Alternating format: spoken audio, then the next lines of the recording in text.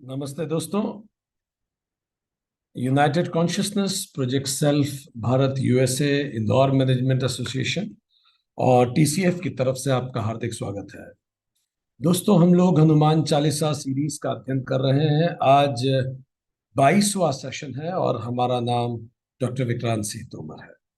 अभी तक के सेशन में हमने पढ़ा, श्री गुरु चरण सरोज रज निज मन मुकुर सुधारी, बरनौ रघुवर बिमल जसु जो दायकी फलचारी, बुद्धिहीन तनु जानिके सुमिरो पवन कुमार, बल बुद्धि विद्या देहि मोहि हरहु कलेश विकार। जय हनुमान ज्ञान गुण सागर, जय कपीश तिहुँ लोक उजागर, रामदूत अतुलित बलधामा, अंजनी पुत्र पवन सुत नामा। ऐसे श्री हनुमान, उनके चरणों के कमल से, मैं अपने गुरु के चरणों के कमल की रज से अपने मन को साफ करके हनुमान जी की स्तुति करता हूँ, जो मुझे बल बुद्धि और विद्या तीनों देते हैं और मेरे 5 क्लेश और 6 विकार को हर हर लेते हैं। ऐसे श्री हनुमान जो ज्ञान गुण के सागर हैं, जो तीनों अवस्थाओं और गुणों के परे मुझे जाने के लिए प्रेरित करते हैं और जो हर पल आनंदित रहते हैं, ऐसे श्री हनुमान का मैं वंदन करता हूँ। जो रामदूत हैं और अतुलित शौर्य और धैर्य के प्रतीक हैं, जो 3 बार अपने अस्तित्व में वापस प्रकट हुए हैं, मैं उनका मन से ध्यान करता हूँ। महावीर विक्रम बजरंगी, कुमति निवार सुमति के संगी, कंचन बरन विराज सुबेसा, कानन कुंडल कुंचित केसा, हाथ वज्रो ध्वजा विराजे, कांधे भुज जनेऊ साजे, शंकर सुवन केसरी नंदन, तेज प्रताप जगबंदन। ऐसे श्री हनुमान जिनका यश स्वयं भगवान गाते हैं, जो पराक्रमी हैं और जिनका अंग अंग वज्र के समान है, जो मुझे कुमति से सुमति की ओर लेके जाते हैं, जिनमें शास्त्र शस्त्र और वस्त्र और उनका शरीर सभी सौंदर्य से भरपूर है, जो कानों से वेदों का श्रवण करते हैं, जो कुंडल के प्रतीक हैं और उनके लंबे घुंघराले बाल उनके ज्ञान का प्रतीक हैं।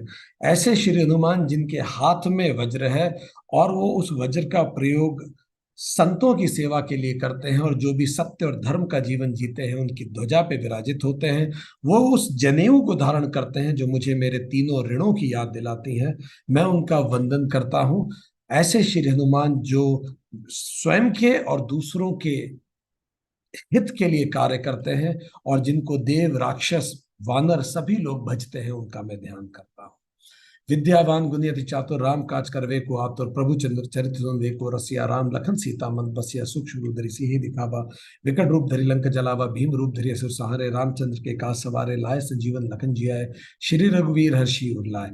ऐसे श्री हनुमान जिनमें विद्या है, उस विद्या को व्यवहार में भी लाते हैं और उनमें ये चातुर्य भी है कि उस ज्ञान का उपयोग राम काज में वो करते हैं, जो प्रभु प्रभु के चरित्र को सुनने में हमेशा रस लेते हैं, जो वैराग्य को चैतन्य से जोड़ते हैं, अंतःकरण को चैतन्य से जोड़ते हैं। आत्मज्ञान के प्रतीक रूपी ऐसे श्री हनुमान का मैं वंदन करता हूँ। ऐसे श्री हनुमान जो व्यक्ति के अनुरूप अपना व्यवहार प्रस्तुत करते हैं, सज्जनों के लिए वो सूक्ष्म हो जाते हैं, दुर्जनों के लिए वो भीम रूप धरते हैं और विकट परिस्थिति में, मुश्किल परिस्थिति में वो विकट रूप ले लेते हैं।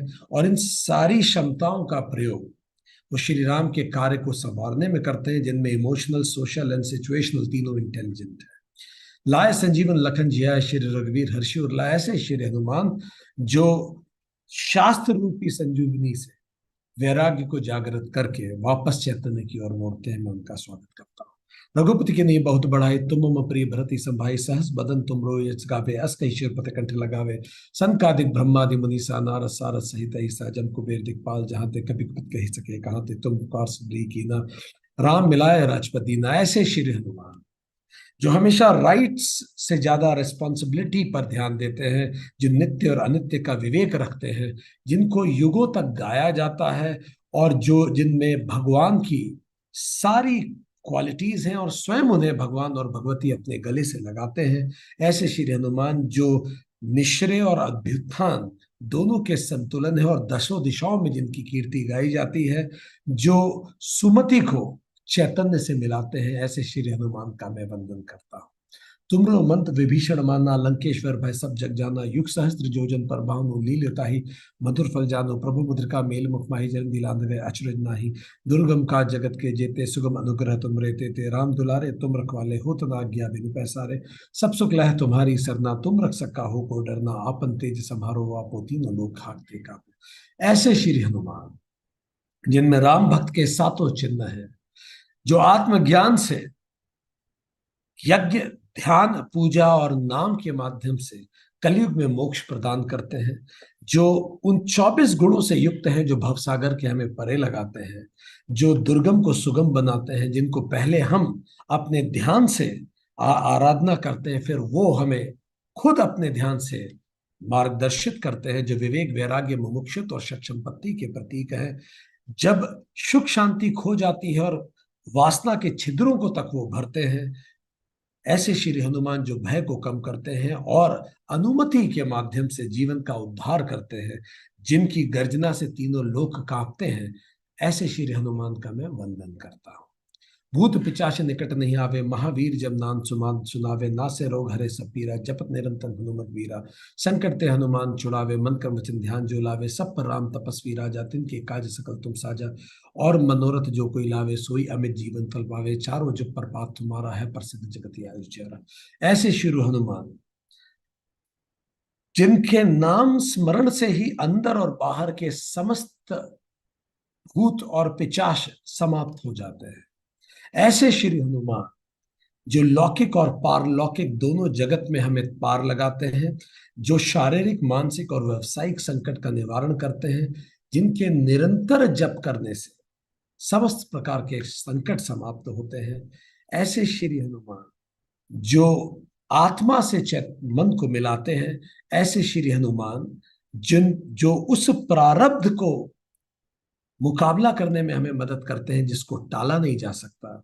ऐसे श्री हनुमान जो अकर्म का प्रतीक है, और किसी भी प्रकार का मनोरथ आप उनको लेके जाएं तो वो क्षणिक मनोरथ को प्रेरित करके अमिट जीवन फल की तरफ लगा देते हैं। उनका मैं वंदन करता हूं। ऐसे श्री हनुमान जिनका चारों युग में प्रताप है, ऐसे श्री हनुमान का मैं वंदन करता हूं। दुर्गम काज जगत के जेते, उनका मैं वंदन करता हूं। सो आज हम यहीं से आगे पढ़ना शुरू करेंगे दोस्तों, और हनुमान चालीसा की आज हम अगली चौपाई, जहां तक हमने पिछले छोड़ा था, चौपाई नंबर 32 का अध्ययन शुरू करेंगे।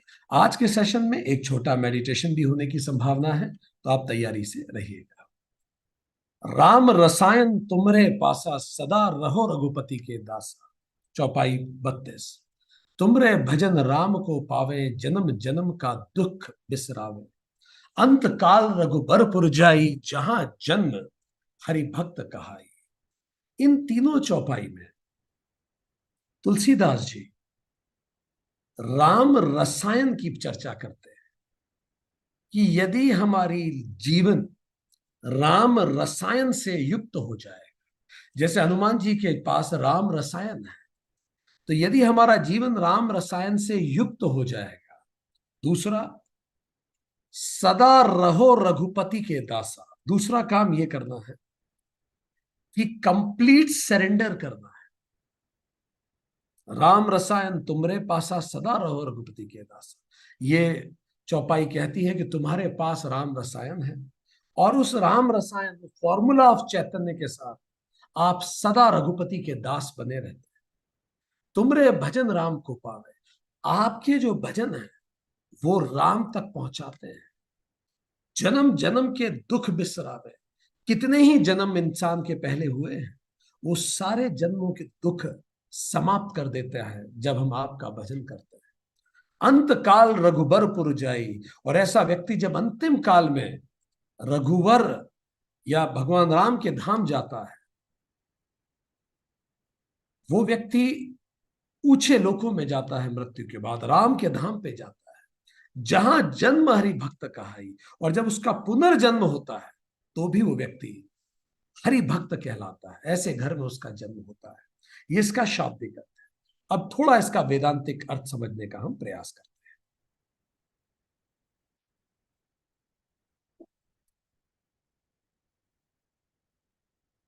हैं। राम रसायन तुम्हारे पास। राम रसायन का अर्थ है फॉर्मूला ऑफ चैतन्य। दूसरी चीज, सदा रहो रघुपति के दासा। रघुपति मतलब चैतन्य, das means complete surrender. Complete surrender कीजिए टू द डिवाइन प्लान। और तीसरा, तुमरे भजन राम को पावे। तीसरा काम क्या करना है? ऐसे भजन गाने हैं जो राम को पाए। Regular remembrance. तो तीन चीजों की बात इन चौपाइयों में तुलसीदास जी ने कही है। पहला, formula for peace and chaitanya. क्या है वो formula? A, complete surrender. B, regular remembrance. तो ये तीन काम हमें करने हैं, या हम कहें दो काम करने हैं। कंप्लीट सरेंडर करना है और रेगुलर रिमेम्बरेंस करना है। यही रसायन है जो हनुमान जी के पास है। हनुमान जी के पास क्या फॉर्मूला है पीस का लाइफ में? दो चीजें, complete surrender to the bigger plan, and second, regular remembrance of absolute reality. ये दो चीजें को मिलके कहेंगे राम रसायन है। जिसका जीवन इससे युक्त हो जाता है उसे तीन फल मिलते हैं। पहला फल, उसका पास्ट सुधर जाता है। जन्म जन्म के दुख बिसरावे। इतने सारे जन्म हुए हमारे पहले भी, वो सारे दुखों का असर हम पे खत्म हो जाता है। वो जो प्रारब्ध हमारे सामने उन जन्मों के कर्मों के कारण आ रहा है, वो जो पिछले जन्मों के कर्म हैं जो हमारे सामने सिचुएशन बन के आते हैं, प्रारब्ध आता है बन के, जो भी मुश्किल परिस्थितियां आती हैं, जब हम हनुमान जी का ध्यान करते हैं, आत्मज्ञान की तरफ बढ़ते हैं, तो वो पैटर्न्स, वो प्रारब्ध हम पे असर देने की क्षमता खत्म कर देता है। वो परिस्थितियां तो आएंगी, पर वो परिस्थितियां हमें तोड़ नहीं पाएंगी। पहला फल। दूसरा, प्रेजेंट। ये जो जीवन है मेरा, इसमें क्या होगा? अंत काल रघुबर पुर जाए। अंतिम काल में मैं कहां जाऊंगा? जब जीवन अंत होने वाला होगा तो हम राम धाम जाएंगे, बेहतर लोकों में जाएंगे। अवेयर डेथ होगी हमारी। अगर हम आत्मज्ञान में चिंतन करते रहेंगे तो ऐसे लोगों की मृत्यु अवेयर होती है। जो अवेयर मृत्यु को पाप प्राप्त होगा वो अवेयर जन्म लेगा। जो अवेयर जागरूक जन्म लेता है उसका जीवन जागरूक बन जाता है। तो जैसी मृत्यु होती है वैसा जन्म होता है। तो अंत काल में हम राम को भूलेंगे नहीं। ये दूसरा फल है इस जन्म के लिए। भविष्य के लिए क्या है? ये तो प्रेजेंट के लिए हो गया। जहां जन्म हरि भक्त कहाई, we will be reborn in the family of wise. बुद्धिमान लोगों के परिवार में हमारा पुनः जन्म। चलिए एक एक करके अब समझना शुरू करते हैं और गहराई से उतरते हैं। राम रसायन तुमरे पासा। इसको और गहराई से समझते हैं। राम रसायन को भगवत गीता में भी इसका उल्लेख है। स्वामी विवेकानंद कहते थे, he who run away to die in a Himalayan cave has missed the way. वो व्यक्ति जो समाज से भाग गया हिमालय में, वहां गुफा में, कंदरा में अकेले रह के अपने जीवन को त्याग करने के लिए, उसने रास्ता खो दिया है। He who plunges headlong into the vanity of foolishness of this worldly life has missed the way। और वो व्यक्ति जो पूरी तरह से सर डोब के इस जगत प्रपंच में लगा हुआ है, दिन रात उसकी बातें भी जगत प्रपंच की हैं, इस मूर्खतापूर्ण जगत की कई चीजों में वो बड़ी रुचि लेता है, उसने भी रास्ता खो दिया। तो जो हिमालय पे चला गया वो भी मिस्ड हो गया रास्ता उससे भी। और जो पूरी जगत में इन्वॉल्व है, सर डोब के, उसने भी रास्ता खो दिया। तो रास्ता पाया किसने? तो स्वामी जी कहते हैं, टू, रास्ता क्या है? What is the way then? अगर they also have missed, they also have missed, so the way is to divinise the life itself, to see God in everything. जहां हैं, जो कर रहे हैं, उसी में देवत्व ढूंढिए। घर पे के कार्य में देवत्व ढूंढिए, स्कूल में टीचर हैं, बच्चों में देवत्व ढूंढिए, व्यापार कर रहे हैं, कस्टमर को देवता मानिए, घर पे हैं बड़े बुजुर्गों को देवता मानिए, हर वो कुछ भी करें, हम अपने मन से सबके लिए प्रेम दें, डिविनिटी सब में देखें। ये ही आध्यात्मिक होने का रास्ता है, स्वामी जी कहते हैं। न भागना रास्ता है, न डूब जाना रास्ता है। सो दिस इज द वे। ये रसायन है, सब में देवत्व देखने का रसायन। जब आपकी नजरें बदलती हैं, आप मैच्योर हो जाते हैं। आपने देखा होगा, आप में से कितने लोग साइंस की म्यूजियम गए हैं? Any scientific museum that you have seen, और प्लेनेटोरियम? आप में से किसी ने देखा प्लेनेटोरियम? जब आप प्लेनेटोरियम जाते हैं तो आप देखेंगे, जब आप छोटे बच्चों को लेके जाते हैं प्लेनेटोरियम, तो कितने खुश होते हैं, वाह ऐसे ग्रेविटी ऐसे काम करती है। वो ग्रेविटी नहीं जानते, वो तो उस चक्कू मशीनों को देखते हैं, वो आवाजों को देख उनको वो चीजें एंचांट करती हैं। वो उनको कुछ थ्योरी नहीं पता, पर उनको बड़ा रुचि आती है, वो बड़े एंगेज हो जाते हैं। और वहां जो विद्वान लोग जाते हैं, वो उसके पीछे की टेक्नोलॉजी समझते हैं। बस ऐसा ही जीवन है।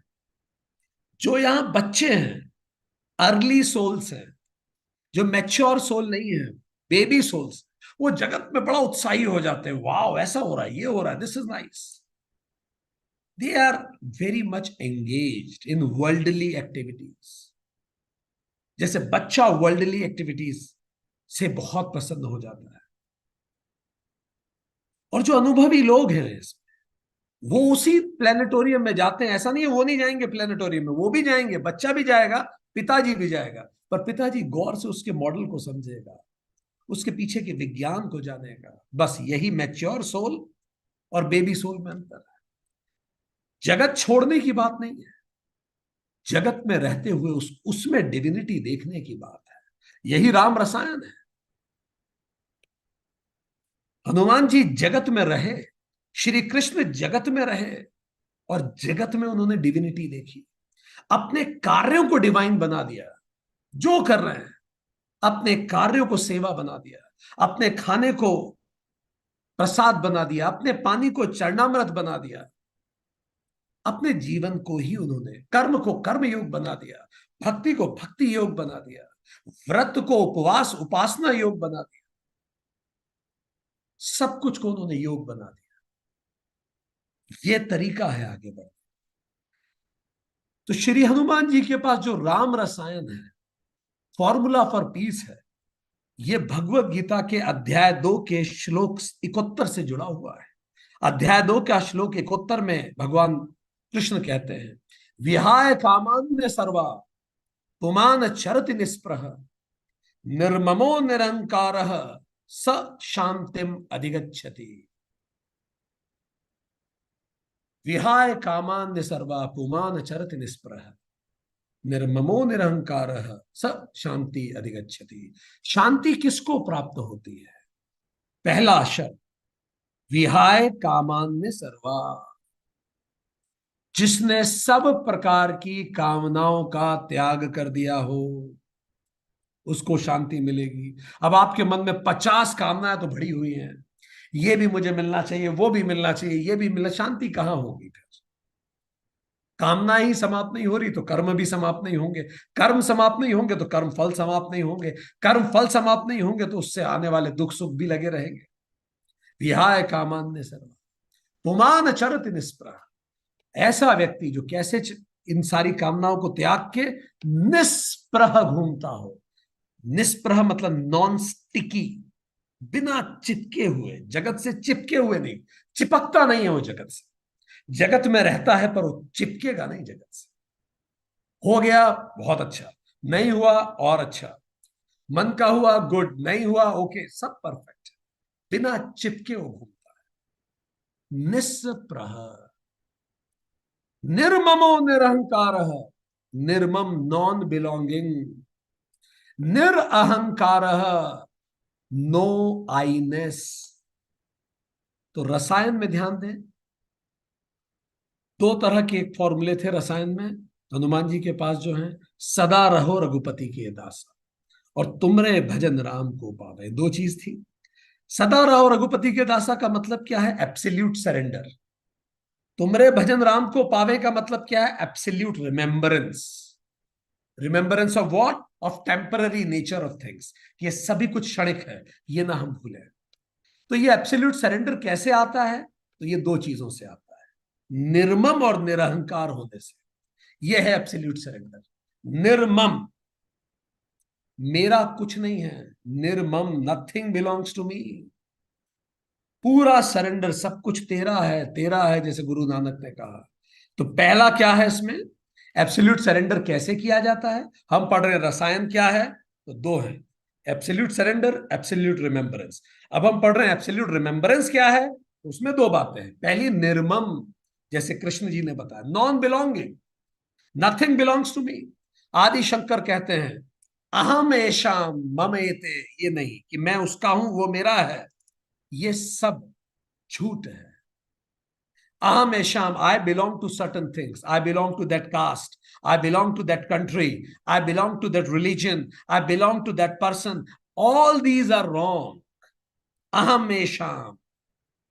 Mama ete. And certain things belongs to me.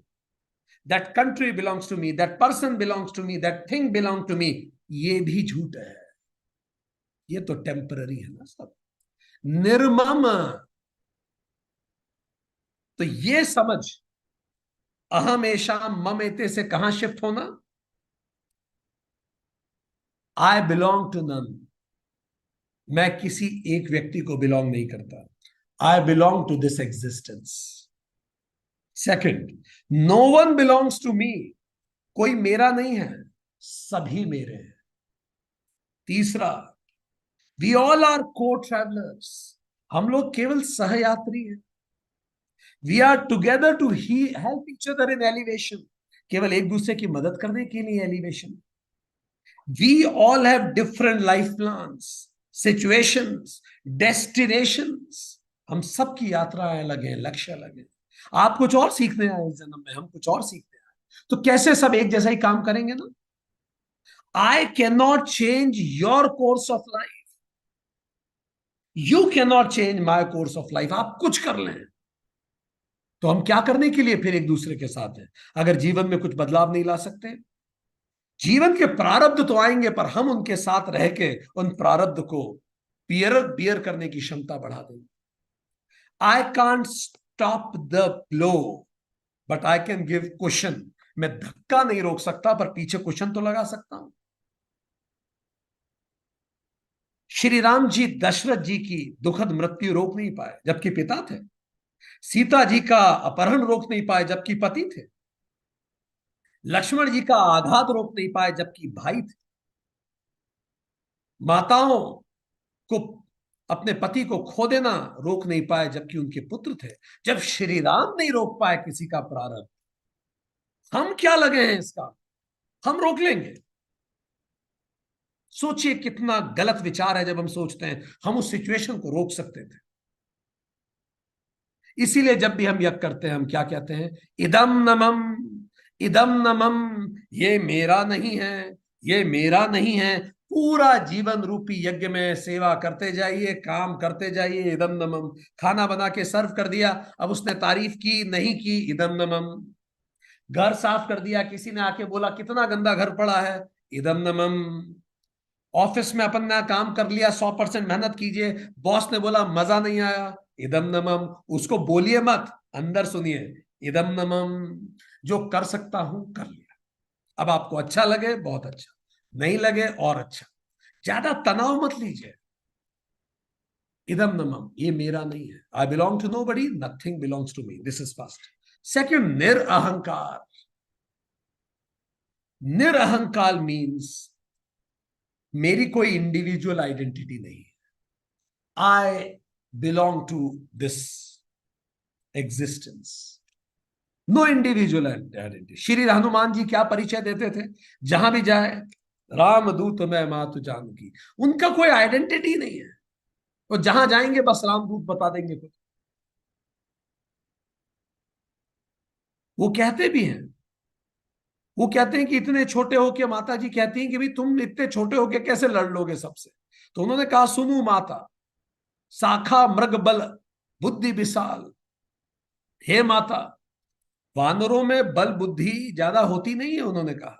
सुनु माता, शाखा मृग नहीं बल बुद्धि विशाल। हे माता, वानरों में बल बुद्धि बहुत ज्यादा नहीं होती। प्रभु प्रभु प्रताप ते गरुड़ ही खाई परम लघु ब्याल। पर जब प्रभु प्रताप करते हैं, वो कृपा करते हैं, तो एक छोटा सा सांप इतने बड़े गरुड़ को खा जाता है। तो मैं तो बंदर हूं। माता ने जब आशीर्वाद दिया, सुंदरकांड 5.6, और फिर जब माता ने आशीर्वाद दिया, माता ने 5 चीजें दी हनुमान जी। तुम बलधान बन जाओ। अब जरा सुनिए ये सब चीजों को। आदमी को क्या चाहिए होता है जीवन में? Think about it. What a person wants in life. Power, माता कह रही है पहला, I grant you power. Powerful हो जाओ तुम। दूसरा शील, I grant you character. Character हो तुम्हारा मजबूत।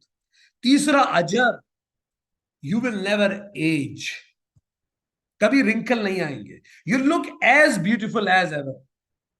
अमर, you will never die, even you will have the longest life. गुण खान, यू will have all the behavioural virtues. People will love you. गुणों की तुम खान हो। हनुमान जी चुपचाप देखते रहे, जैसे कोई दूसरे शब्द कोई बोल रहा।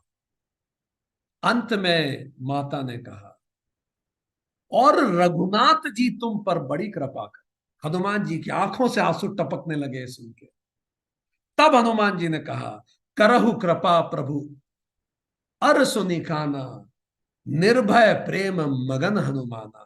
जैसे ही माँ ने ये बात कही, हनुमान जी की आंखों से आंसू निकलने लगे। वो मगन हो गए, क्योंकि यही उनकी आइडेंटिटी थी।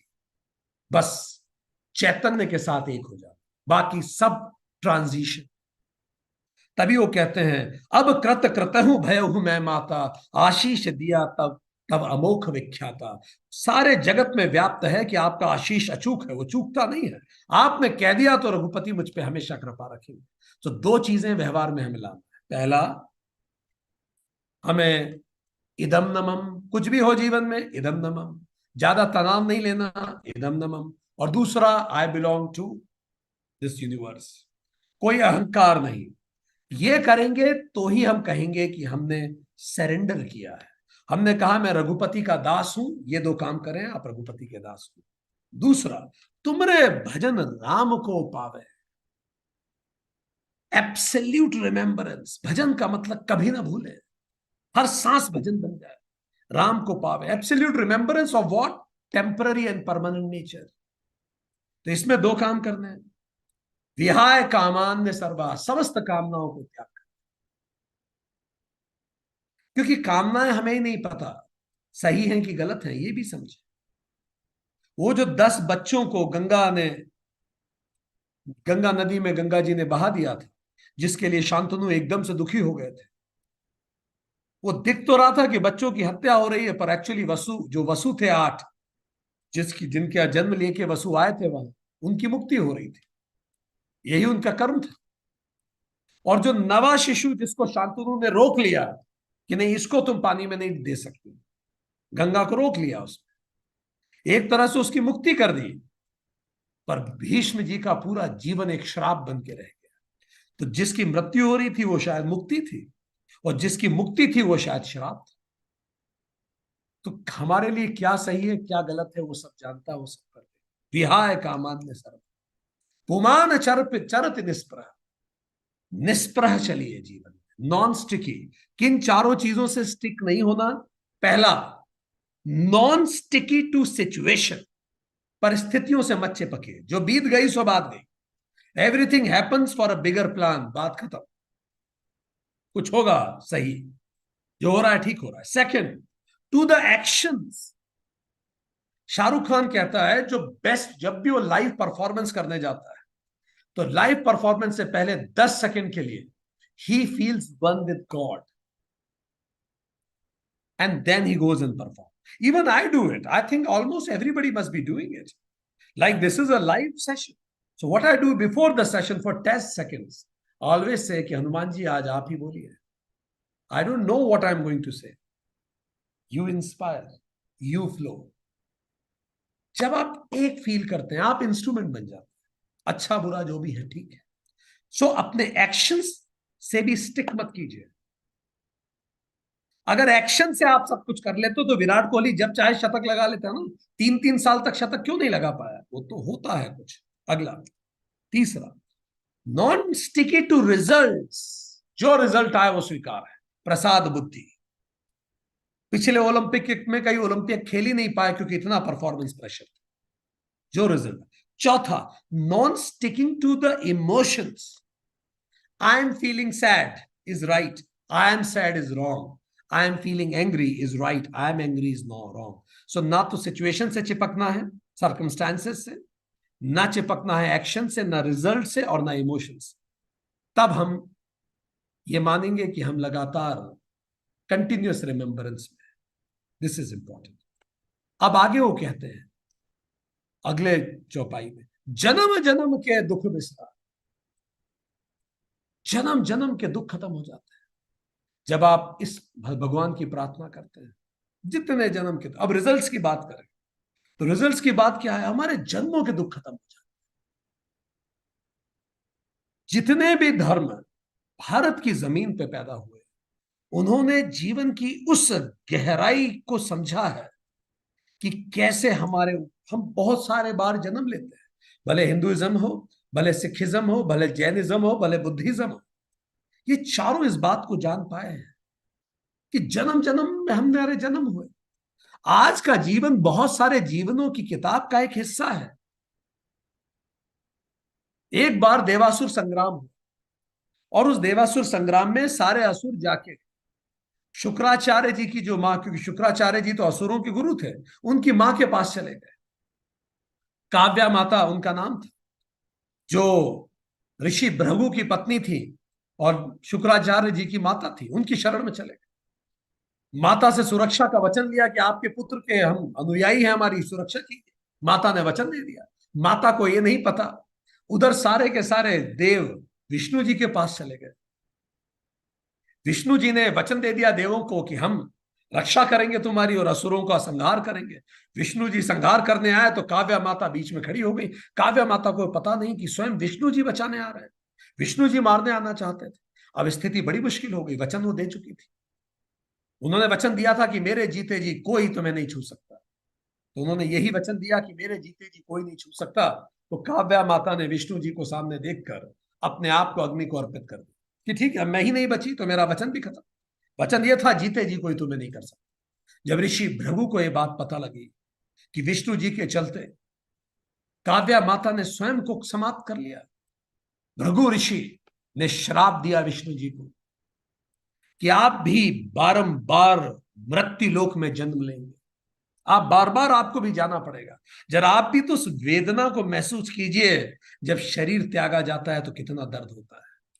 और दूसरा श्राप, जब आप जाएंगे तो आपको अपनों से बिछड़ने का भी अनुभव मिलेगा। आप अपनों से बिछड़ेंगे ताकि आपको समझ में आए कि आपने जब मुझे मेरी पत्नी से दूर किया, कितना मुझे कष्ट हुआ होगा। भारतीय शास्त्र ये बताते हैं कि इवन परमात्मा, इवन ये भगवान भी कर्म के चक्र के अधीन है। नियम उन्होंने ही बनाए पर नियंता भी नियमों के अधीन है। भले नियम उन्होंने बनाए हो पर वो भी इस सृष्टि के नियम के परे नहीं है। इसीलिए राम आएंगे धरती पर, वो भी मृत्यु को प्राप्त करेंगे, इसीलिए वो भी सीता से दूर होंगे। इसीलिए कृष्ण आएंगे धरती पे, वो भी राधा से दूर होंगे, वो भी मृत्यु को प्राप्त करेंगे। सब अपने कर्मों से बंधे हुए हैं, कोई नहीं बचा। जब भगवान नहीं बचे तो हम कौन? जरा सा, जबकि गलती थी पाली की, पाली की गलती थी।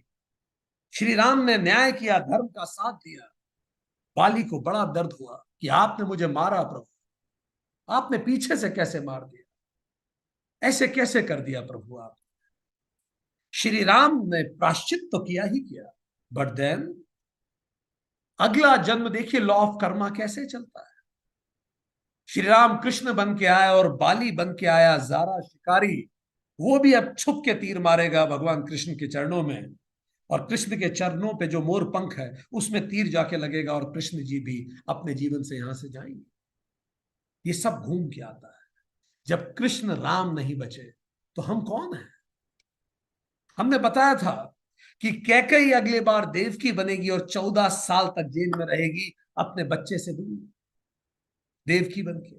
कैकेयी महसूस करेगी जब उसने राम को दूर किया था कौशल्या से, और कौशल्या यशोदा बनेंगी और 14 साल कलेजे से राम को अब चिपका के रखेगी।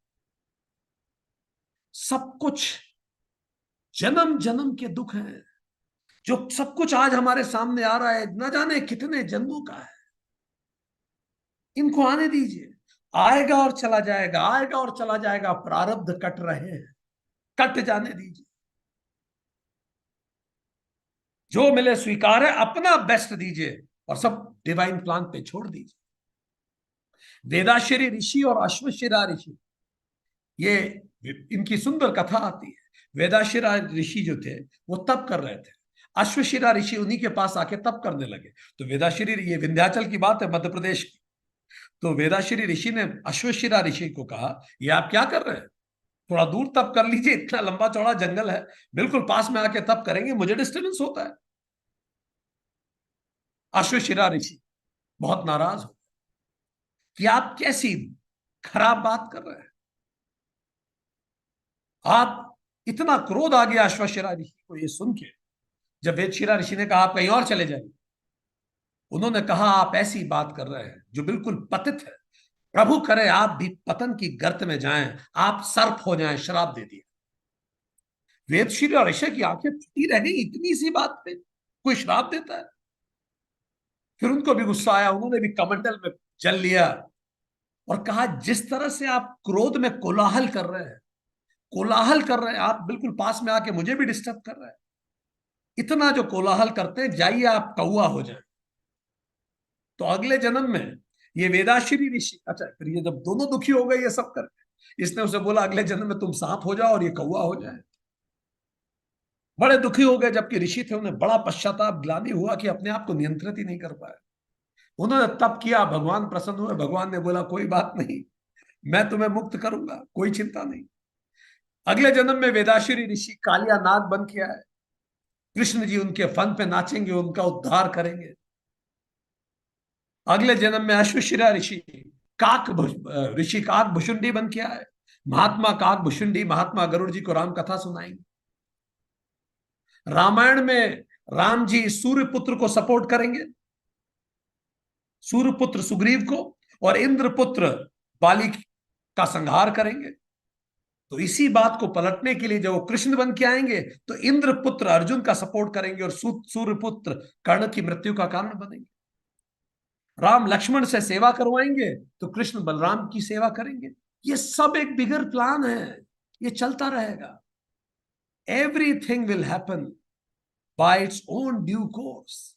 अपने कोर्स से सब चीजें चलेगी। जन्म जन्म के दुख विस्तार, ये बहुत सारे जन्मों की कथाएं हैं, ये जन्मों के दुख हैं। इसीलिए ये बहुत जरूरी है कि हम अप्रतिकार पूर्वक इन सारे जन्मों के जो भी चीजें हमारे सामने आई हैं, इनको स्वीकार करें, क्योंकि हमें बिगर पिक्चर नहीं पता। हमें नहीं पता इसका बिगर प्लान क्या है, कहां क्या होने वाला है। इसी तरह की एक कथा आती है, और इसी, ये सारी कथाएं, ये हमारी कथाएं हैं, ये किसी और की कथा नहीं है। और फिर आगे वो कहते हैं अंत काल रघुबरपुर जाए। फिर अंतिम काल में हम कहां जाएंगे?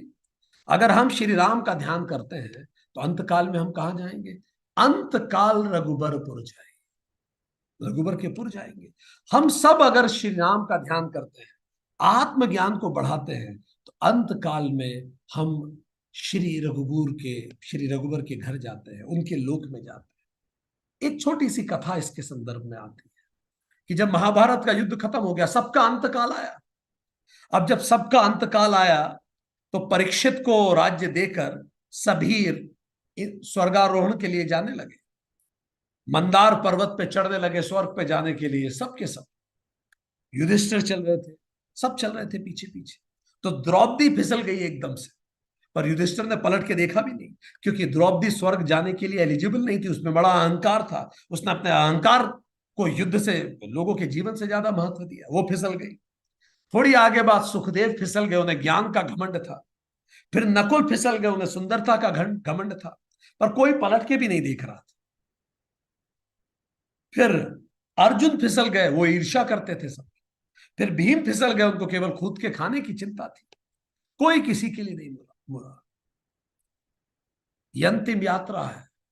अंतिम यात्रा में दोस्तों, जिनके साथ आप जी रहे हैं, हम भी एक दूसरे के लिए नहीं मुड़ेंगे। कोई किसी के लिए नहीं मुड़ सकता।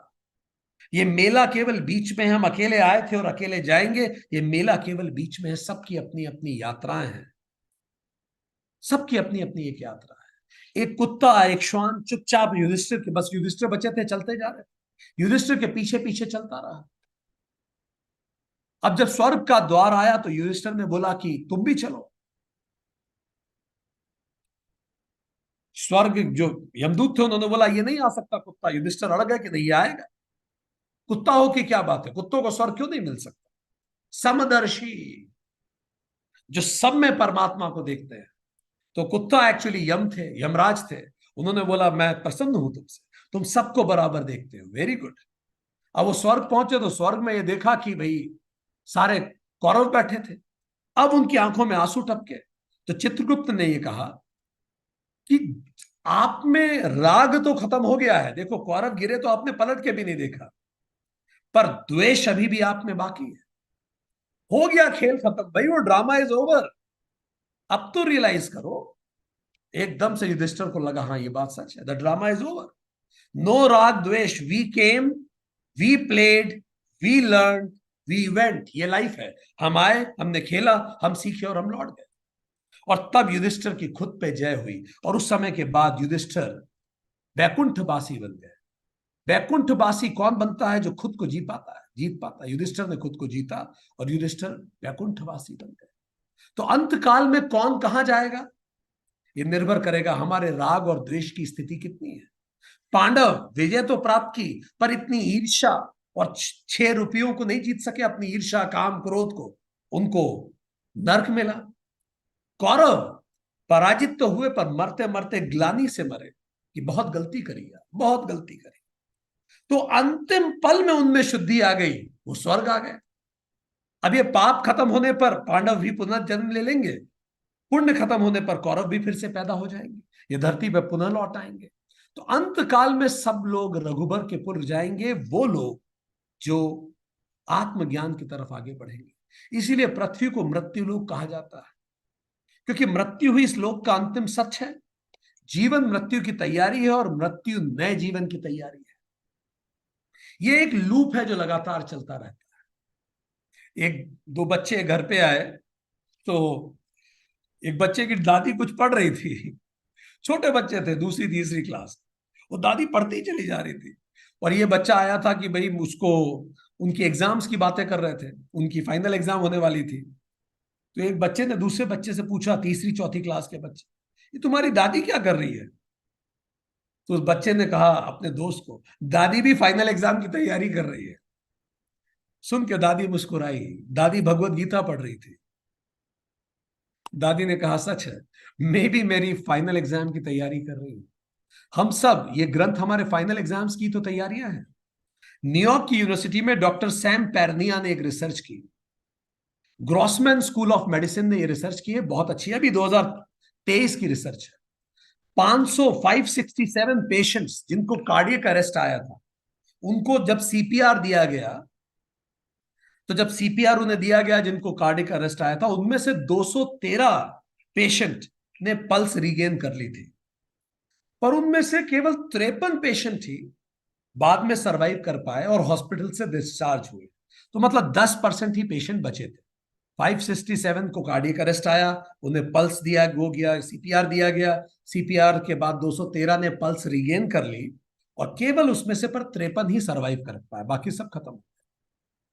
उन 53 में से भी केवल 28 थे जो बाद में इस स्थिति में आए कि वो इंटरव्यू दे सकते थे। तो जब उनसे इंटरव्यू लिया गया कि जब आपकी हार्ट बीट खत्म हो गई थी, हमने आपको सीपीआर दे रहे थे, आपका हार्ट तो धड़कना ही बंद हो गया, तब कुछ सोच रहे थे क्या? तो उन्होंने बताया कि उस समय की उन्हें फेंट मेमोरीज, जैसे चेस्ट में कंप्रेशन हो रहा था, प्रेशर हो रहा था, इलेक्ट्रोड्स का हमें महसूस हो रहा था कि इलेक्ट्रोड लगाए गए हैं।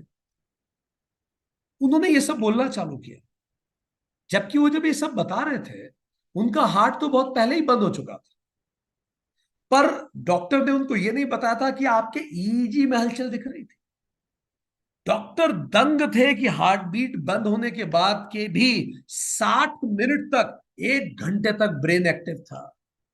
सेरिब्रल ऑक्सीजन लेवल बदल रहा था। शरीर मर चुका है, पर मस्तिष्क अंतिम यात्रा की तैयारी कर रहा है, सब कुछ इकट्ठा करता है। जब हार्ट बीट एकदम से रुकती है, तब मस्तिष्क तैयारी करना शुरू करता है, अंतिम यात्रा की तैयारी सब कलेक्ट करता है। वो सारी मेमोरीज, सब कुछ रजिस्टर करता है, फिजिकल सेंसेशंस को रजिस्टर करता है। ये तो प्रूवन हो ही गया, उन्होंने ही बताया फिजिकल क्या हो रहा था उनको। हार्ट बीट बंद है, 15-20 मिनट हो गए, स्टिल ब्रेन सब रजिस्टर कर रहा है। Can you imagine this? ये कितने समय से शास्त्र कहते थे, 2023 की रिसर्च ने बताया। एंड इस समय, अभी कुछ समय बाद रिसर्च यहां भी आ जाएगी, बस समय की बात। ब्रेन सारी मेमोरीज कलेक्ट करता है, सारे इमोशंस कलेक्ट करता है, सारे संस्कार कलेक्ट करता है, सारी वासनाएं कलेक्ट करता है। जैसे अब चलने का समय होता है तो सामान अपन पैक करते हैं ना बैग में, चलो जिप लगाओ, बैग में पैक करो चलो। तो सब कुछ लेके ब्रेन जिप ड्राइव में डाल रहा है, अपलोड किया जा रहा है सब कुछ। सब कुछ अनकॉन्शियसनेस में अपलोड हो रहा है, अनकॉन्शियस अपलोड। वो जिप ड्राइव आपकी तैयार होगी, एक ब्रेन ये कर रहा है 1 घंटे तक, उस जिप ड्राइव को अपलोड कर रहा है। कहने को व्यक्ति मर चुका है, पर अभी फंक्शन चल रहा है। और जैसे ही नए इंस्ट्रूमेंट आएगा, नई बॉडी आएगी, तो जिप ड्राइव लगा के नए ऑपरेटिंग सिस्टम में अपलोड कर देगा। अब जैसे ही उसमें अनलोड हो जाएगा, नए इंस्ट्रूमेंट में मेमोरीज की फाइल तुरंत तो नहीं खुलेंगी, पर जैसे जैसे नए शरीर में सॉफ्टवेयर अपडेट होता चला जाए, पुराने इमोशंस, पिछले जन्म के इमोशंस, फियर, संस्कार, वासनाएं, इनकी फाइलें खुलना चालू हो जाएगी, इनकी फाइलें खुलेंगी। इसीलिए कई वासनाएं ऐसी होती हैं जो हमें बचपन में नहीं महसूस होती, पर जैसे जैसे हम टीन एज में आते हैं, युवा होते हैं, तो कुछ नई वासनाएं पैदा होती हैं। आप महसूस कर सकते हैं, इस बात से रिलेट कर रहे हैं। जैसे जैसे हम लोग टीन एज में आते हैं, कुछ नई कैरेक्टरिस्टिक ट्रेट्स आती हैं हमें जो पहले नहीं थी। ये वासना है, वो जिप ड्राइव अनफोल्ड हो रही है, नई फाइल खुल रही है। सारी मेमोरीज हमारे पास, पर इन मेमोरीज के लिए जन्मों की मेमोरीज, यहां जन्म जन्म के दुख सब है यहां। अंतकाल जब हम जाने का समय होता है, तब ये रिट्राइव ली की गई। ये मेमोरीज अभी भी हैं, पर उन्हें एक्सेस करने के लिए एक स्पेशल सॉफ्टवेयर चाहिए, जो बड़ा कॉस्टली होता है। और उस सॉफ्टवेयर का नाम है समाधि। ये हर कोई नहीं कर सकता सब। और इसका टूल किट है योग सूत्र।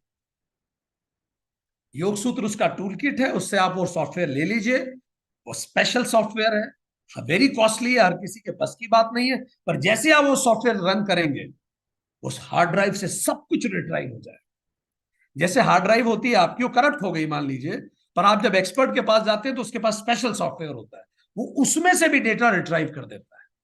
वह आप नहीं कर सकते आपके उसमें, बस यही स्पेशल सॉफ्टवेयर है। अब प्रश्न ये है, आपकी कौन सी एक्टिविटीज रिट्राइव होंगी जब हम अपने अंत काल में आएंगे? हम सब, तो क्या रिट्राइव होगा? हमारा ब्रेन क्या इकट्ठा करेगा? वो जिप ड्राइव में क्या क्या लेके जाएगा?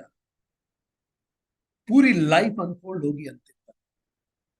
सारे डर जो थे वो अनफोल्ड होंगे, सारे पेनफुल मोमेंट्स अनफोल्ड होंगे, सारी अनफुलफिल्ड डिजायर्स अनफोल्ड होंगी, सब कुछ अनफोल्ड होगा, एक एक चीज अनफोल्ड होगी।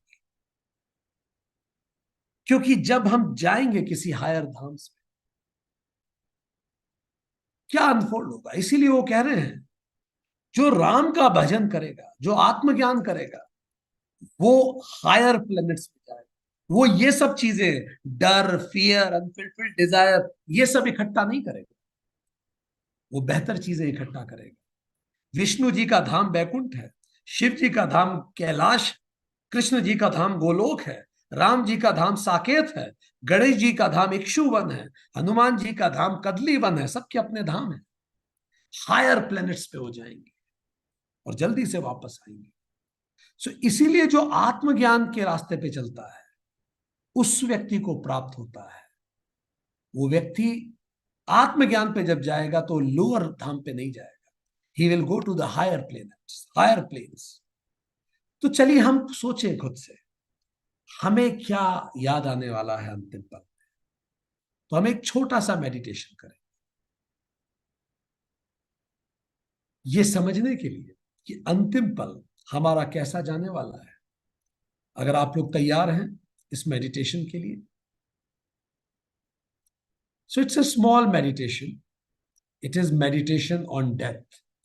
अंत काल रघुबर पुर जाए, उस पर हम मेडिटेशन करेंगे। चलिए, सो इस मेडिटेशन के लिए बिल्कुल अपने आप को किसी कंफर्टेबल पोस्चर में लीजिए, जिसमें आप खुद को सबसे ज्यादा कंफर्टेबल महसूस करते हो।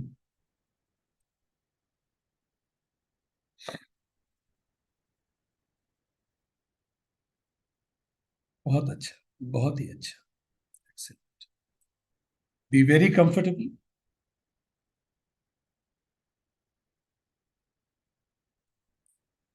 एक गहरी सांस अंदर लीजिए,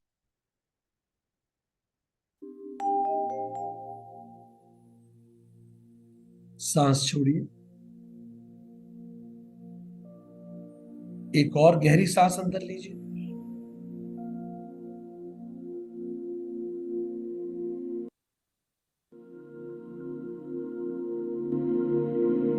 सांस छोड़िए। एक और गहरी सांस अंदर।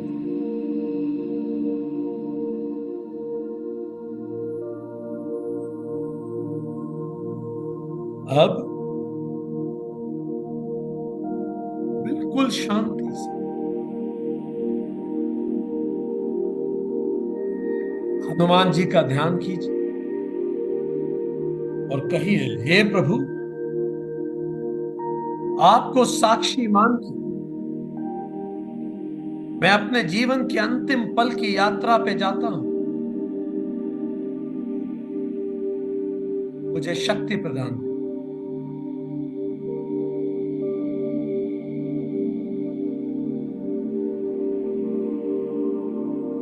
एक और गहरी सांस,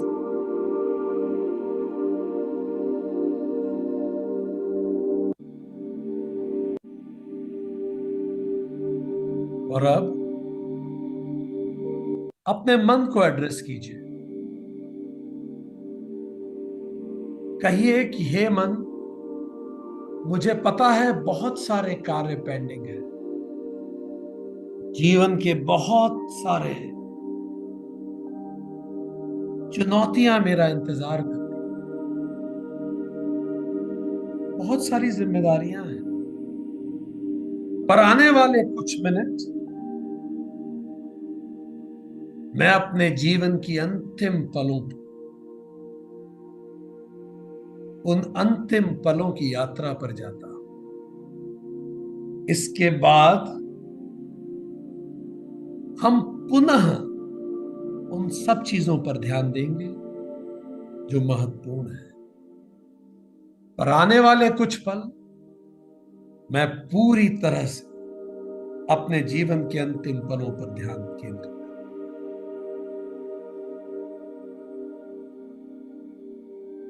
बहुत अच्छा। एक और गहरी सांस लीजिए और अपने शरीर को बिल्कुल शिथिल छोड़ दीजिए। Completely relaxed, relaxed, relaxed.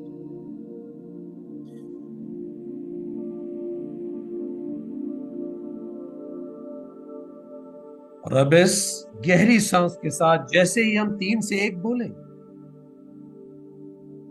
इस गहरी सांस को आप अपने अंदर लेके अपने पैरों की अंगूठे तक लेके जाएंगे। 3, गहरी सांस अंदर लीजिए। 2, विंड पाइप से होते हुए आपके एब्डोमेन से होते हुए। 1, आपके पैरों के अंगूठे तक प्रवाहित हो जाने दीजिए।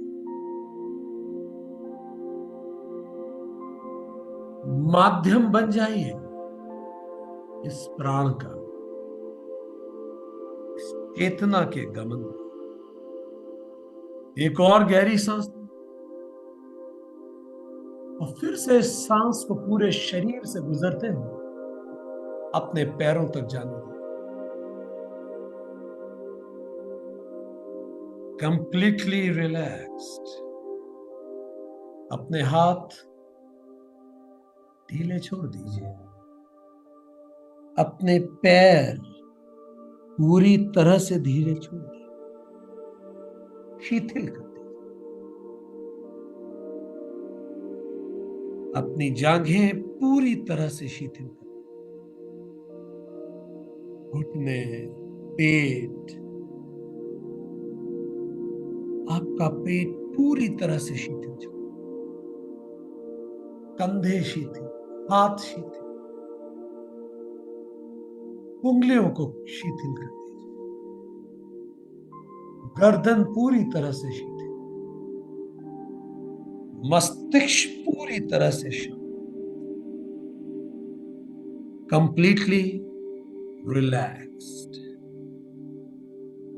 और अब इस रिलैक्स स्टेट ऑफ माइंड में जैसे ही हम 3 से 1 गिनेंगे, हम अपनी चेतना को श्रिंक करना शुरू कर, सिकोड़ लेंगे हम अपनी चेतना।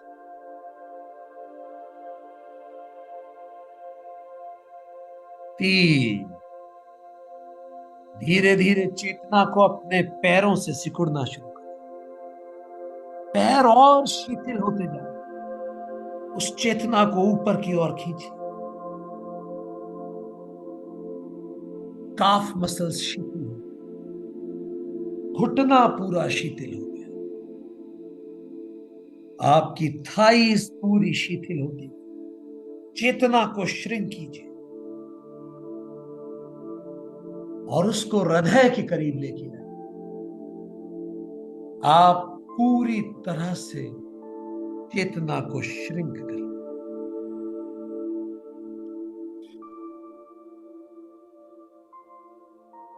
बहुत अच्छा।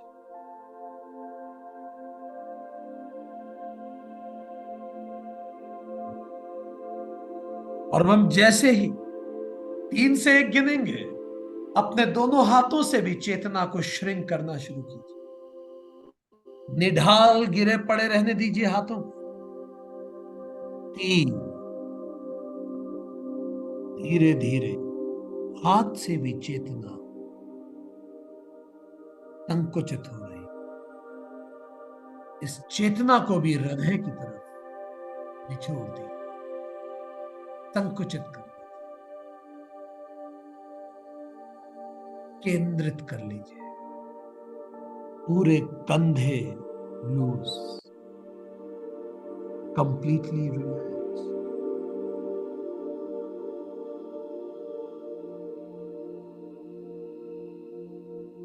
और अब हम जैसे ही 3 से 1 बोलेंगे, अब आपकी गर्दन, चेहरा और मस्तिष्क पूरी चेतना वहां से संकुचित, सिकोड़ के हृदय पर केंद्रित कर दे। 3।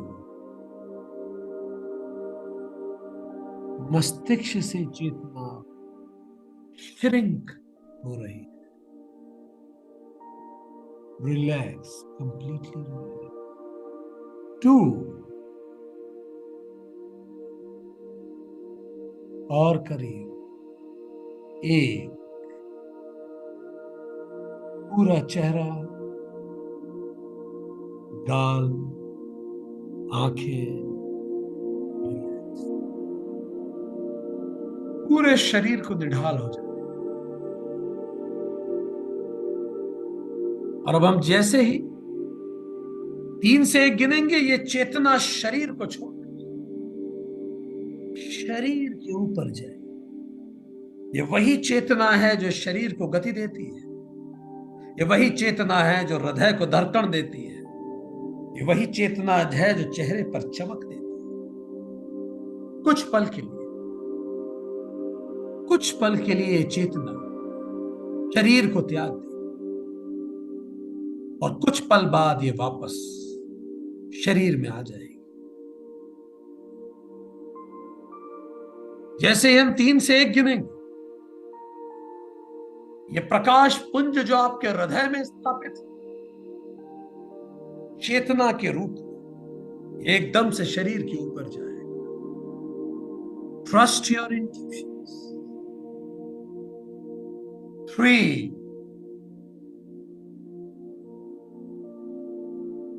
प्रकाश पुंज और प्रकाशित होता हो।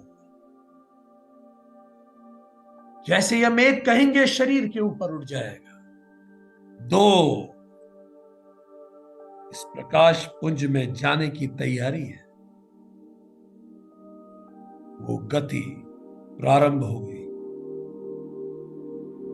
1, अब इस चेतना को शरीर के परे हो जाने दीजिए। Trust your intuition. Just go higher, higher, higher, higher, higher, higher.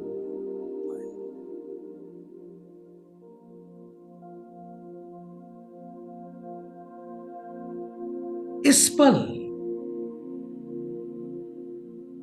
जब आपकी चेतना इस शरीर से दूर हो रही है, इस पल आप क्या महसूस कर रहे हैं? उन अंतिम पलों में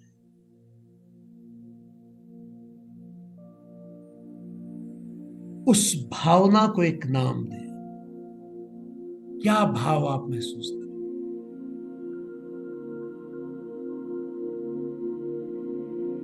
ये अंतिम पल जब चेतना आपके शरीर से दूर हो रही है, इस पल के बाद इस दुनिया को आप और आप इस दुनिया को नहीं देखेंगे। आप इतिहास हो जाएंगे। डूबे रहिए इस पल। ये जो पल है जब चेतना इस शरीर से दूर जाएगी, इस पल में आप सबसे ज्यादा किसे याद कर रहे हैं, उसका चेहरा अपनी आंखों के सामने लाइए। 3, जैसे हम 1 कहेंगे, एग्जैक्टली उस व्यक्ति का चेहरा आपकी आंखों के सामने आएगा जिसको आप इस पल में सबसे ज्यादा याद कर रहे हैं।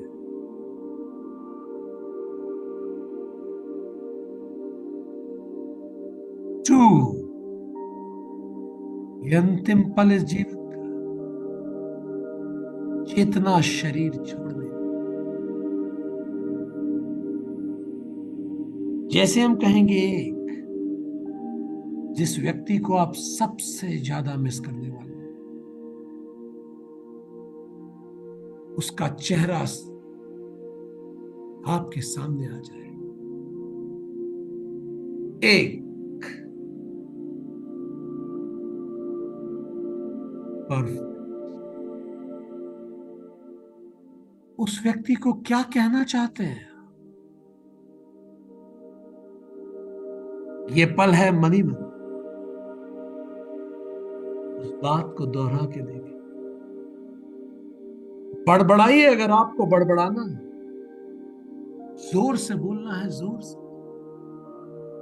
मनी मन बोलना है, मनी मन बोलिए।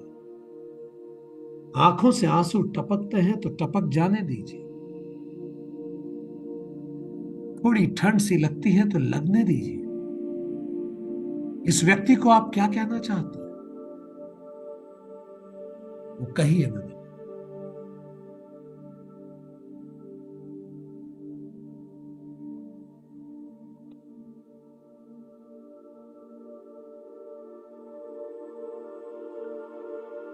ये उस व्यक्ति से आपकी अंतिम मुलाकात है इस जन्म में।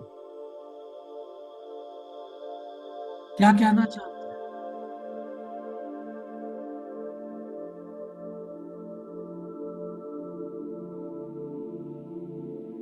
अब हम जैसे ही 3 से 1 कहेंगे, आप विचार करेंगे कि किस बात का मलाल मन में रह गया, वो क्या करना था जो अधूरा रह गया, वो कौन से वादे थे जो पूरे न कर सके, वो क्या करना बाकी था जो बाकी रह गया, क्या देखना बाकी था जो अधूरा रह गया। कौन से सपने थे जो पूरे ना हो सके? तीन, डूबे रहिए इसमें। वो कौन से सपने थे जो अधूरे रह गए? वो कौन से वादे थे जो पूरे ना हो सके? दो, वो कौन सा मलाल है, वो कौन सा काश है जो नहीं? Trust your intuition. जैसे हम कहेंगे एक, अचानक आपकी चेतना में जो विचार आएगा वो बिल्कुल सच है।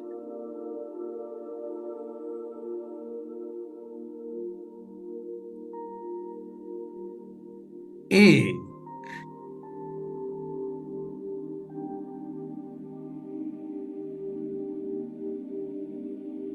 Exactly in that, trust your intuitions.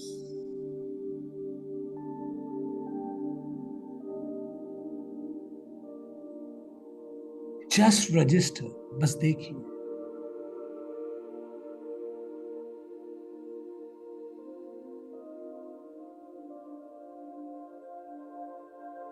ये अंतिम पल,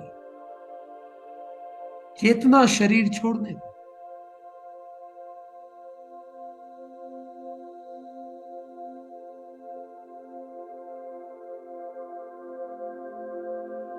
हम जैसे ही तीन से एक गिनेंगे, अब आप जीवन के उन पलों को याद करेंगे जो आपको सहसा ही याद आ रहे हैं। जीवन के वो पल जो सबसे ज्यादा याद आ रहे हैं इस पल में। तीन, वो कोई भी पल हो सकते हैं। अत्यधिक प्रसन्नता के पल, बचपन के पल, जीवन के संघर्षों के पल, रोमांच के पल, वो खूबसूरत पल, वो दर्द भरे पल, वो सब कुछ जो फिर से सहसा ही चेतना। तो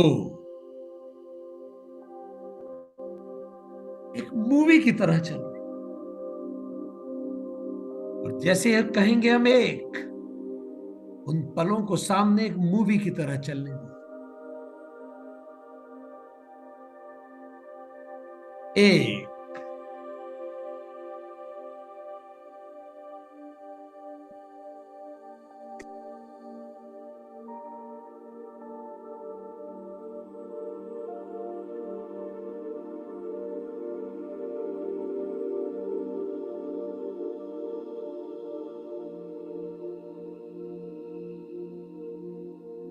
बहुत अच्छा, बहुत अच्छा।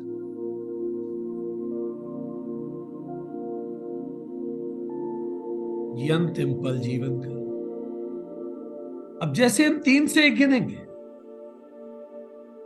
आप उन लोगों के बारे में सोचेंगे जिनसे आप मिलना चाहते थे, जिनको और समय देना चाहते थे पर दे न सके। तीन, अचानक चेतना के पटल पे वो सब लोग जिनको मैं समय न दे सका। दो, जिनको कुछ कह ना सका।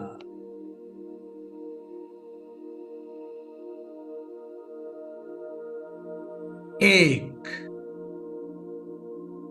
Trust your intuitions.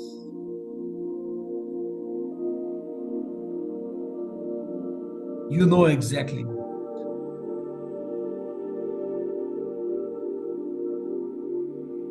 वो सारे लोग जिनसे मिलना चाहते थे,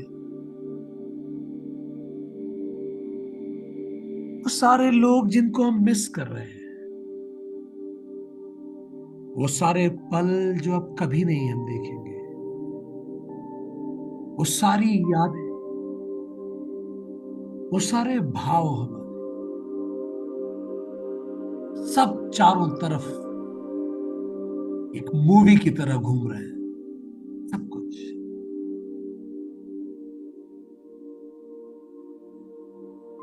शांत भाव से इस पिक्चर को देखो। और अब हम जैसे ही 3 से 1 कहेंगे, इन सभी भावों के साथ अपनी चेतना को शरीर से ऊपर उठाइए। 3, हायर, और ऊपर। आपको अपना शरीर दिखना शुरू होगा, जो नश्वर नीचे पड़ा है। 2, और ऊपर। वो कमरा, वो जगह जहां आपका शरीर है, वो आप देख सकते हैं। वो घर, वो कॉलोनी, और ऊपर। और ऊपर वो प्रदेश, और ऊपर वो समस्त देश जहां के आप निवासी थे। और ऊपर पूरी दुनिया। और ऊपर पूरी पृथ्वी।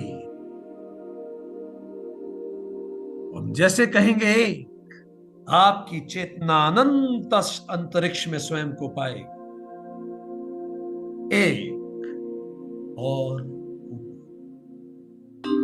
अनंत अंतरिक्ष, अनंत अंतरिक्ष में फ्लोटिंग, फ्लोटिंग, अनंत अंतरिक्ष।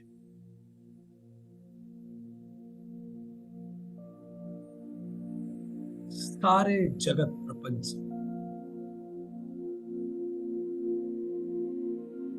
Just feel what you're feeling right now.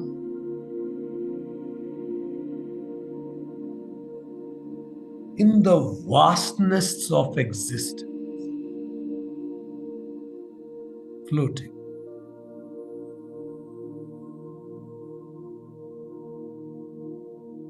Floating.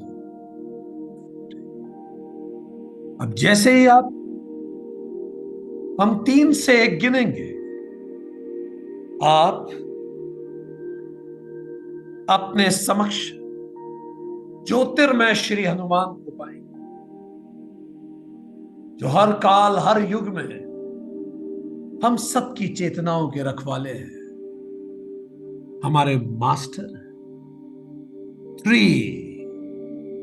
Trust your intuitions. इस अनंत अंतरिक्ष में आपको एक ज्योति पुंज की तरह अपने समक्ष श्री हनुमान महसूस होंगे। 2, trust your intuitions. Even if you don't see, feel the presence. The moment I'll say 1, you feel yourself in front of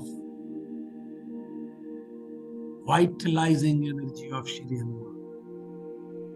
अनंत ऊर्जा स्वरूप Shri Hanuman. 1, trust your intuition. Just feel the divine energy. Be there. Let your whole being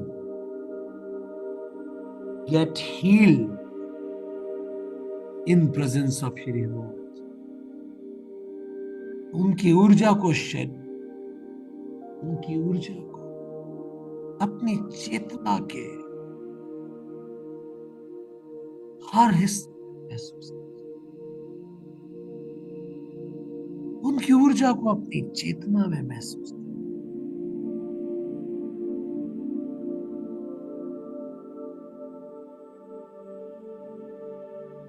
Just feel that bliss. Completely safe, comfortable. और अब अंतरात्मा से श्री हनुमान जी से कहें कि हे प्रभु, मुझे क्षमता दे उन सबको माफ करने की जिनको मैं न कर सका।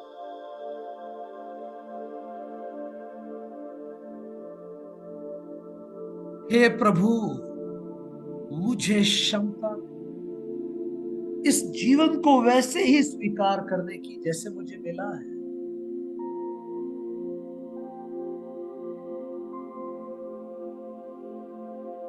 हे प्रभु, मुझे क्षमता दे सभी के लिए करुणा महसूस करने।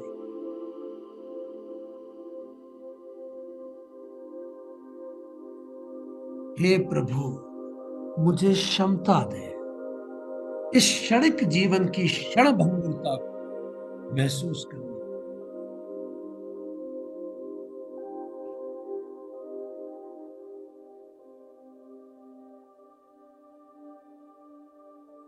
हे प्रभु, मुझे क्षमता दे अपने अहंकार के परे जाने की।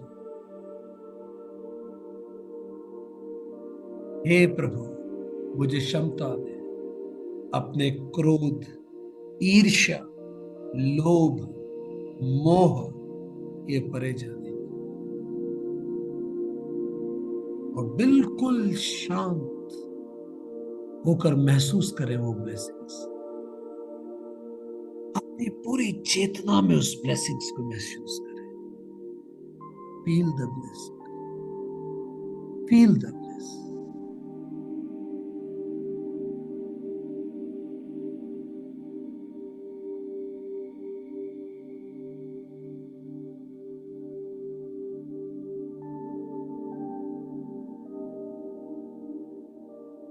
और अब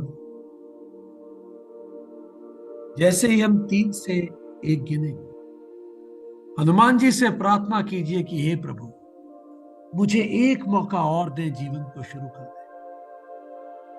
एक मौका और दे जीवन को परिवर्तित कर देने, एक मौका और दे जीवन को रूपांतरित कर देने, एक मौका और दे ताकि जिससे माफी मांगनी है मैं जाके मांग सकूं, एक मौका और दे ताकि जिसे माफ करना है मैं कर सकूं, एक मौका और दे उनको वो कह सकूं जो मैं कहना चाहता हूं, एक मौका और दे एक आध्यात्मिक जीवन की शुरुआत कर,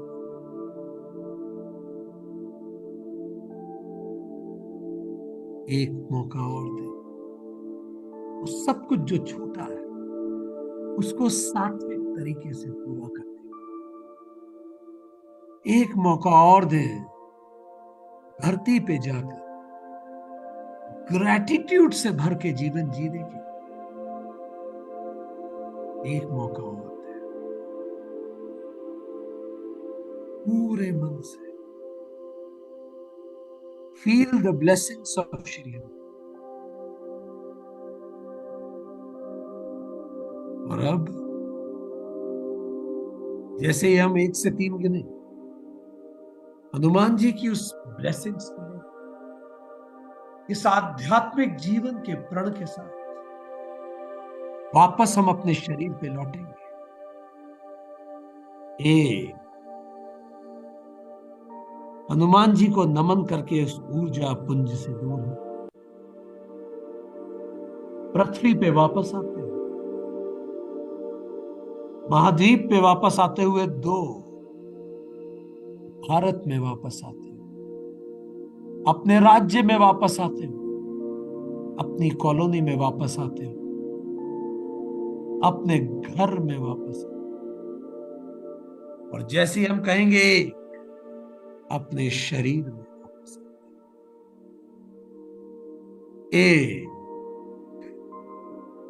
वापस चेतना को वही हृदय में स्थापित कर, महसूस कीजिए वो चेतना पुनः हृदय में स्थापित। हनुमान जी की ब्लेसिंग इस पुनर्जन्म, इस नए मन, इस नई बुद्धि, इस नई चेतना के साथ वापस इसी घर में, इसी परिवार में, इसी ग्रेटिट्यूड के भाव के साथ कुछ पल शांत रहिए, डूबे रहिए, बने रहिए,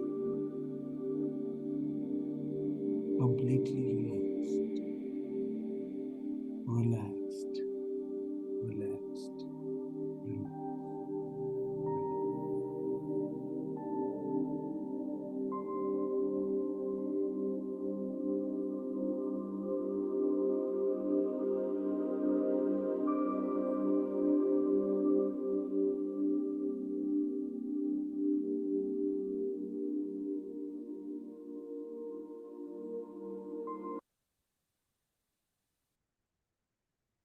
आप जब भी तैयार हो अपनी आंखें खोल सकते हैं।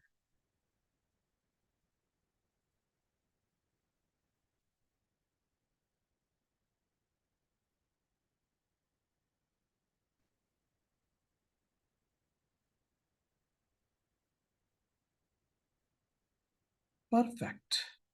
हम एक क्विक रिकैप लेंगे जो हमने पढ़ा है आज, फिर हम इस सेशन में के कुछ क्वेश्चन आंसर अगर आपके होंगे तो will take those questions.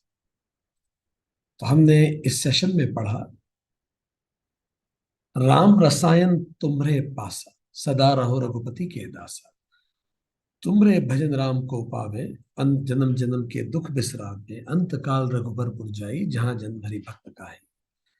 Ram रसायन का मतलब फॉर्मूला ऑफ रामा, चैतन्य। उसका दो तरीके हैं, एब्सोल्यूट सरेंडर, एब्सोल्यूट रिमेम्बरेंस।